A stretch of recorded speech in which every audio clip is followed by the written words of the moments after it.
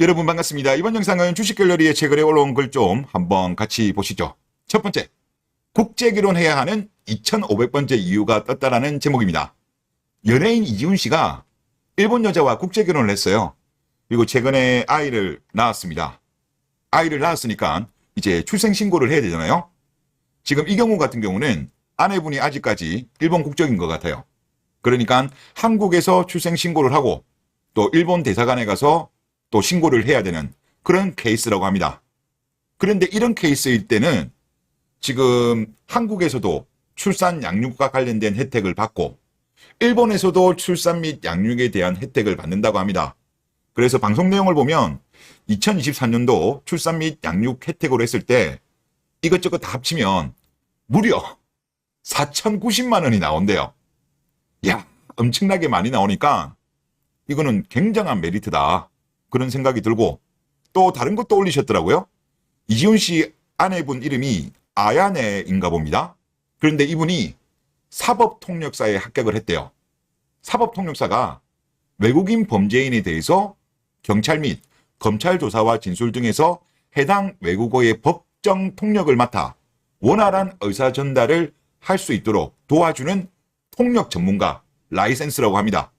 그리고 이 자격증을 따고 어떻게 이야기하냐고 하면 나중에 남편이 언제든 하고 싶은 게 생기거나 쉬고 싶을 때가 생기면 가장이 될 준비가 되어 있다. 그리고 다음은 하예장식 자격증을 따러 다시 힘을 내보겠다. 이런 이야기를 합니다. 이지훈 씨 같은 경우는 지금도 뮤지컬 쪽에서 활동을 많이 하고 계세요.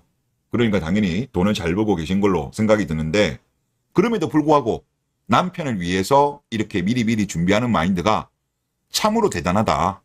국제결혼을 했기 때문에 이런 일이 발생하는 것이 아닌가 그런 생각이 듭니다. 두 번째로 37살 여자의 이상형을 들어보자라는 내용입니다. 유튜브 영상인 것 같아요. 그리고 이분 같은 경우는 여자들이 말하는 10중 7애 아닙니다.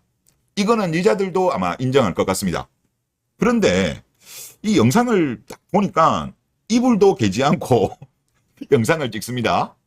그리고 복장도 보면 이런 복장 입고 유튜브 영상을 찍는 경우가 거의 없는데 하여튼 복장도 좀 특이합니다.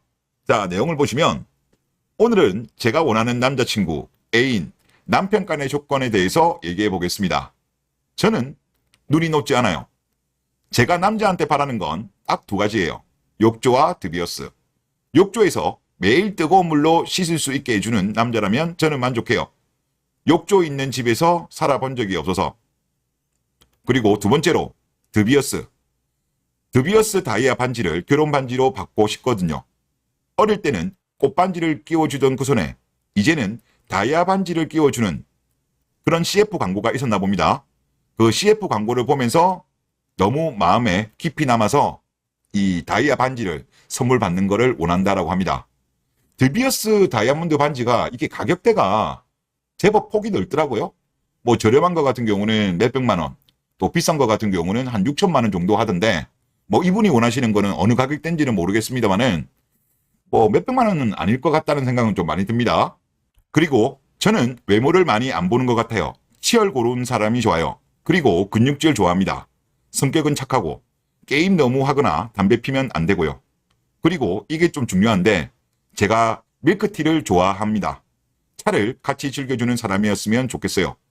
그리고 경제력에 대해서는 최소한 빚은 있으면 안 되겠다. 그리고 일은 안전한 일을 하시고 정시 퇴근을 하시는 분을 원합니다. 그리고 마지막으로 나이는 위로 한 3살 연상 정도. 이 여자분은 37이에요. 그리고 아래로는 한두 살 연하를 원한다고 합니다. 37살이에요. 그리고 10중 7애도 아닙니다. 주갤러분들의 반응을 보겠습니다. 이불 개지도 않고 침대에서 기어나와 방송하네. 그러니까요.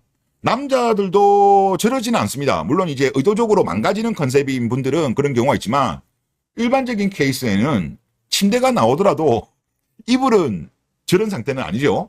그리고 복장도 저러진 않죠. 하여튼 대단합니다.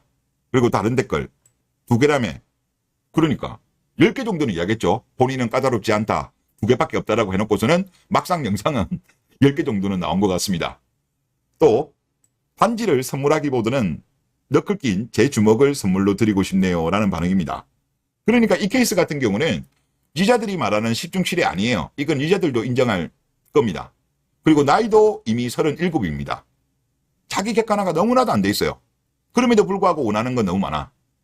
그런데 이게 드문 예일까요? 오히려 일반적인 케이스라고 봅니다. 남자들 중에서도 자기 객관화가 안 된 사람이 있죠. 하지만 비율상으로 본다면 여자들이 자기 객관화가 더 안 됩니다. 그러면 왜 이런 현상이 발생할까? 저는 여자들끼리의 문화가 가장 큰 영향을 미치지 않았나라는 생각이 들어요. 블라인드 글 하나 보시죠. 블라글만 봐도 본인이 평균 이상이다. 번호 자주 따인다. 주변에서 예쁘다는 소리 자주 듣는다. 이러고 있다. 뭐 동안이다는 이야기도 많이 나오죠. 그리고 자세히 살펴보면 대부분 동성친구, 지인한테 들은 거다. 여자들 특유의 이쁘다 떠받들어주는 문화 때문에 자기 객관화가 안 된 여자들이 많아 보인다. 이런 내용입니다. 그러니까 남자들은 남자들끼리 쓴소리를 많이 하잖아요. 그런데 여자들은 여자들끼리 쓴소리 안 해요. 오히려 거짓말을 해서라도 서로 칭찬해주는 그런 문화거든요.